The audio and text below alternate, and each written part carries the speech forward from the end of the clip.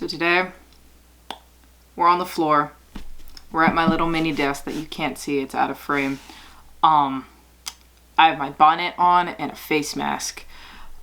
This is my purest form. This is as pure as it gets.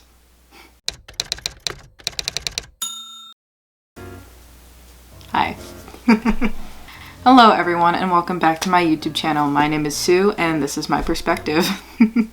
It is that time of the week where we start to detox over some tea talks. So basically what that is I'm going to share with you some interesting things, maybe some lewd things about my week, and we're just gonna have a nice fun little sit down, a nice little one-on-one chat. So please get comfortable, get cozy, grab a blanket, your favorite stuffed animal, maybe a friend, and grab your favorite age-appropriate beverage. Today mine is a 36-ounce glass of water versus my 12-ounce Red Bull. It's currently like 11 o'clock at night.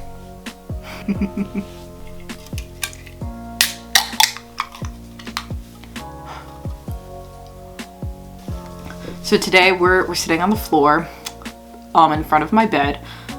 Normally I'm set in front of a nice little set. I have some tea, I'm dressed, I have makeup on, but obviously today that is not the case, and the reason why is because this is as much energy as I can muster.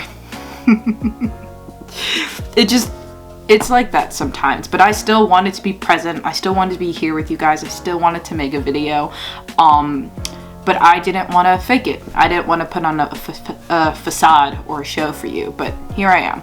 Now that's not to say that every time I present myself in front of the camera that it is fake or a facade or a show, because really anytime I am in front of the camera it's because I have the mental mindset that I want to be there, and however I present myself is just how I am that day. So however I dressed for that video, that's how I presented myself for the rest of the day. It's not a show, not a facade, but I still wanted to make a tea talk. I still wanted to be here, but I was like, I'm not gonna put on makeup and redo my hair and put on clothes. I don't feel like it. So why should the genuine conversation stop because I just am not presenting my way the normally that I would. So this is me in its purest form.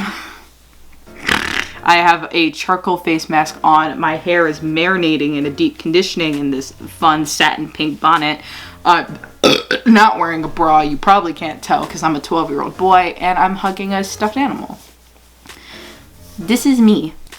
So going on to further on to that topic of like how we present ourselves, how we take care of ourselves. It is Sunday, so it is self-care Sunday, so let's talk a little bit more about that. One thing that I really try to stress to myself and to my friends, and hopefully now you guys, is that self-care looks very different for everyone. It takes a multitude of forms, hopefully in a healthy and like constructive way and in moderation. But self-care doesn't always look like a face mask or splurging on a purchase that you've been wanting for a really long time. Granted, right now I am obviously wearing a face mask, and like half an hour ago I was at Walmart buying a tiara and a set of jewelry for a photo shoot that I'm planning. That was just part of the things that I had to do, but self-care is also can be monotonous or tedious, but things that need to get done. So like for example, I'm currently sitting in front of my planner planning the rest of my week, the tasks that I need to get done. That includes schoolwork, making a photo hub for one of my side gigs that I'm doing, internship work, paying bills, you know, taking Georgie to the vet. Like self-care also just in general means taking care of other elements of yourself. And sometimes self-care is hard, if we're being completely honest. Sometimes you have to do some deeper internal shadow work. For example, like last week, I just really wasn't feeling all that great. So I had to delve into myself and think like, why am I feeling this way? Why have I been so down? Why do I have these self-deprecating thoughts? And it wasn't the most fun experience, I'll admit it. It was kind of rough, and you know, I didn't thoroughly enjoy it, but it had to be done, and I'm much better off doing it. So, you know, that is to say that take care of yourself. Take care of all elements of yourself, with mind, body, spirit, if you're into that, and devote a day, Sunday preferably. That's just me. You can devote whatever, and just you know, have a day just for yourself where you either do something really kind for yourself because you deserved it. It was a long week, or taking care of your body that you might have neglected. Oh, like I didn't stretch, I'd have to wash my face, you know, just whatever you deem is what you need in that moment. Self-care looks, again, different for everyone, so it's up to your discretion.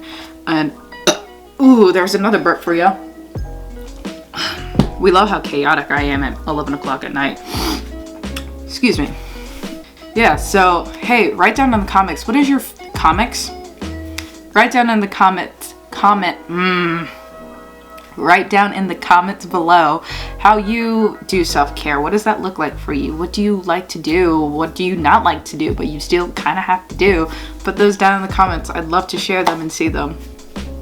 Going forward with this idea of self-care, I'd like to share something that my dad tells me all the time, and without fail, whenever we have a conversation, he always tells me this. He says there are three basic things that you fundamentally need to have a long and happy and healthy life. And he says you need to eat well, you need to exercise consistently, and you have to sleep, like have a nice sleeping pattern.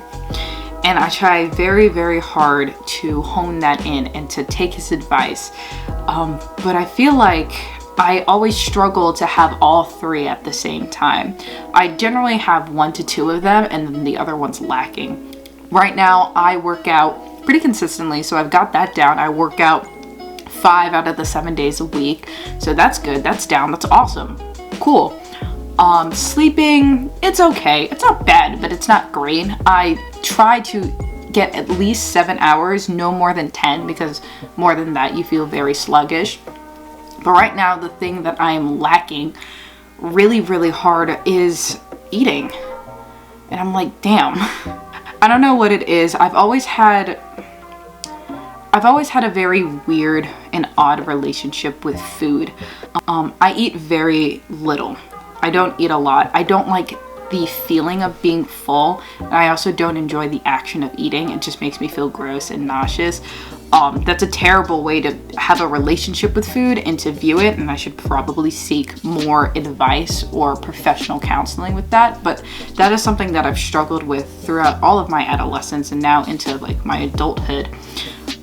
So recently I have not been eating enough, and I can tell because I get very irritated. I go to martial arts and I'm not performing the way that I'd like to, and just throughout my day I just feel kind of gross and like in pain. I have this plan, this baby step plan is that I want to eat at least 2 regular meals. And I know that normally the norm is to have like 3 meals a day, but for me right now in my sleeping schedule, that sounds like a lot to be consuming. So right now my baby step is 2 regular meals, like nutritious meals. Jesus. The goal is to have two meals. I have to eat breakfast because I need food in the morning to get my day started so I can take my vitamins and take my medication. So I have to eat breakfast. I don't care what it is, like oatmeal, a sandwich, I have to eat something in the morning. And then I have to eat something after I work out. So that means dinner. Again, you know, whatever that may be, I have to eat dinner. That's only 2 meals. That means that there's a larger gap in the middle of my day where I'm not eating. So along with my plan of eating 2 regular meals is I have to snack on something, preferably something healthy. If I can't obtain something healthy that day, it has to be something. I have to be intaking something to kind of hold me over. So the idea is like anytime I feel hungry and can intake something is to like find something to consume. I know for some people that might sound odd. Some people might have a very different view of food and relationships, and that's totally fine. Please don't take anything I say as like medical advice. But I know that just for me, that's just how it needs to work for right now to strive for that healthier norm. Especially if I'm working out so consistently, I need to be intaking calories to kind of balance that. But yeah, that was a long-winded way of saying self-care. And doing it now so that later you're not suffering from consequences of lack. Know that you are worth care, you are worth loving yourself, you are worth health and a sane mind. And things that we want a lot of times can be very hard to maintain or to have, but you know, the good things in life always are better when you work hard for them. So cheers to that. I should probably drink some water. So our last little topic for the evening, because I'm starting to feel myself drift into sleep and just being tired, is a funny story, kind of. I was trying to clear out some space in my Google Photos so I can make room for other things, and I stumbled across pictures from high school, like a lot of pictures from high school, and it was really weird. It was weird to see high school me versus me now. And I say this because, and I'll show you now, pictures of me from high school. Bam, there you go. That is a very different person. That is a very different person from me now.